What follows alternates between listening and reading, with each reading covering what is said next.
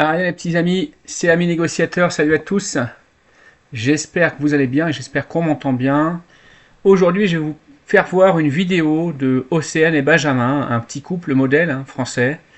En 2026, voilà ce qu'ils ont fait de la France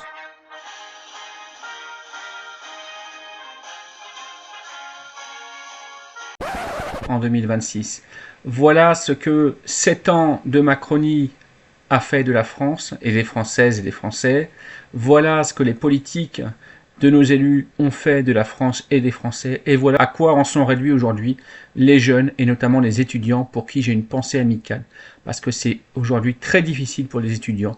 Il y en a qui crèvent littéralement de faim dans ce pays, en France 2026. Avant de démarrer la vidéo et de regarder la vidéo d'Océane et de Benjamin, et sur laquelle vous pourrez témoigner également et commenter. Je vous demande comme d'habitude, s'il vous plaît, un pouce en l'air, un commentaire dès le début de cette vidéo. Faites une pause et abonnez-vous.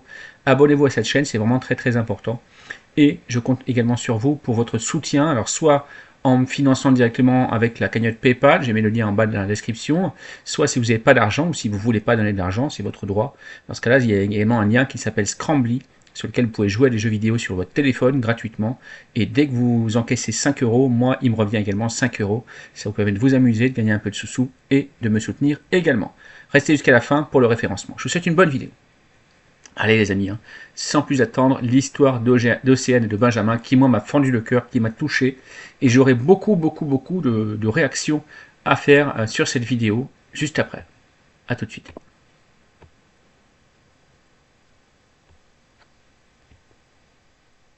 Bon, un an. Et ouais, vous rêvez pas. Un couple, eh bien, qui tout simplement en est réduit à dormir dans la forêt.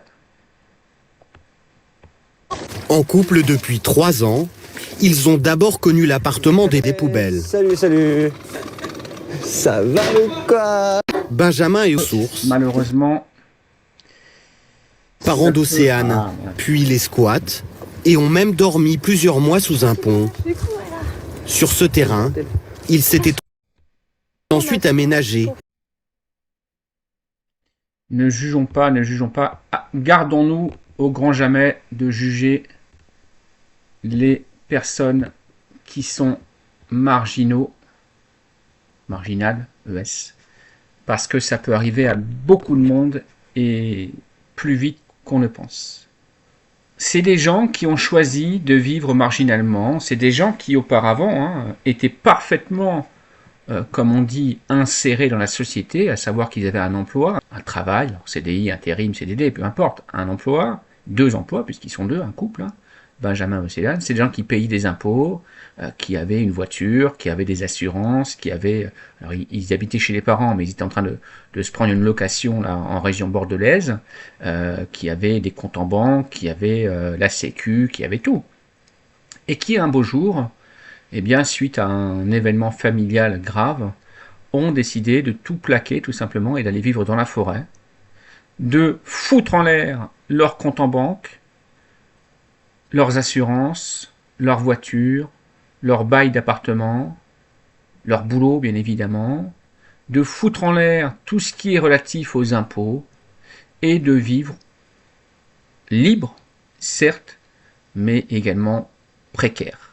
Alors c'est des gens qui ne dépendent pas du tout, d'après les témoignages de Océane et Benjamin du RSA ou des prestations sociales, ils n'en ont pas puisqu'ils n'ont pas de compte en banque, ils ne touchent rien, ils vivent uniquement dans les bois, de mendicité, de générosité de personnel qui travaille dans les magasins, dans la grande distribution notamment, vous l'avez vu, la générosité des gens, on donne pas, on fait pas, mais en tout cas c'est pas prélevé sur les impôts de la communauté, et donc c'est un choix librement assumé de la part d'Océane et de Benjamin. Alors moi ça me pose question, je me demande comment est-ce qu'on arrive aujourd'hui à conclure qu'en France, la seule issue pour rester libre, c'est de quitter la socialisation, de fermer son compte en banque, de rendre sa voiture, son appartement, ses assurances et son emploi.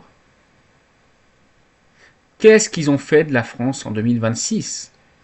À force de nous faire des lois liberticides, à force de nous taxer, à force de nous espionner, à force de nous harceler, à force d'avoir fait un code du travail qui à 1000% pour les employeurs et à 0% pour défendre les salariés, eh bien, le travail c'est la jungle, l'administration c'est la jungle.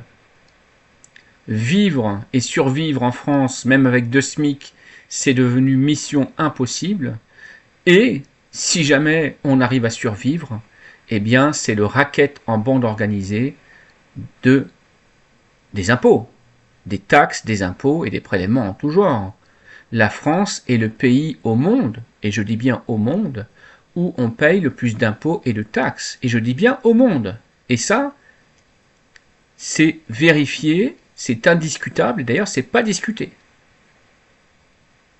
Donc, si jamais on arrive à avoir un boulot, une voiture, des assurances, un appartement, on se fait tellement assassiner par les impôts et les taxes en tout genre que ça vous dégoûte, que ça vous fait gerber, en fait. Et donc, je comprends, je peux comprendre, même si moi, je ne souhaite pas la même chose pour mon gamin ou pour moi et ma femme, bien évidemment, ou pour mes proches, je peux comprendre que certaines personnes aient, à un moment donné, un ras-le-bol, décident de tout quitter, de rendre leur tablier, d'être démissionnaires de la vie sociale en France et de vivre en marge, tout simplement, mais au moins de ne pas payer de taxes, de ne pas payer d'impôts et de ne pas dépendre de cette société du tout consommable. Et à la limite, c'est même nous qui sommes des consommables pour finir. Donc moi, je peux comprendre et je ne juge pas ces personnes. Je me demande seulement qui est vraiment responsable de cette situation. Est-ce que c'est Benjamin et Océane ou est-ce que c'est les élus, certains responsables politiques, comme on dit. Alors pour moi, ce serait plutôt des irresponsables politiques, les gens qui font les lois en France depuis 25 ans maintenant. Pour moi, les vrais responsables, c'est peut-être à regarder du côté des responsables politiques et des législateurs, qui ont tellement massacré, tellement harcelé, tellement rendu compliqué la vie en France, eh bien qu'un jeune couple actif, avec 2 bras, 2 jambes, une tête, comme vous voyez, en vienne à conclure qu'en fait, il faut tout quitter, il faut tout arrêter, il faut vivre dans la forêt de mendicité et de débrouille uniquement. Mettez-moi dans les commentaires ce que vous en pensez, si vous trouvez ça normal, pas normal, condamnable, pas condamnable, ou si quelque part, vous pouvez comprendre vous aussi qu'à un moment donné, on en est ras-le-bol de tout ça, et qu'on claque la porte et qu'on rentre son tablier. Les personnes qui ont gouverné et les personnes qui ont fait les lois en France devront un jour rendre des comptes. L'histoire les juge déjà, mais bien plus que l'histoire, c'est la Cour pénale internationale qui devra les juger prochainement. En tout cas, c'est ce que je pense. Partagez, réagissez, commentez. Salut les amis, c'était Ami Négociateur. Salut les amis, c'est Ami Négociateur. Pourquoi rejoindre mon équipe de membres Ami Négociateur News? Pour recevoir en exclusivité des informations, des posts et des versions préliminaires de mes vidéos. Pour obtenir des avantages immédiatement sur YouTube, dans le chat des lives, dans les commentaires des vidéos, comme des badges spéciaux, des émoticônes personnalisés et bien plus encore. Pour accéder immédiatement et en illimité sans publicité à plus de 200 vidéos privées et censurées sur cette chaîne, pour me soutenir et pour m'encourager tout simplement, et notamment contre la censure grandissante sur les réseaux sociaux. Tous ces avantages, et bien plus encore, non pas pour une contribution délirante, mais simplement pour l'équivalent d'un café crème chaque mois. Alors dès maintenant, rejoins-moi vite, je t'attends.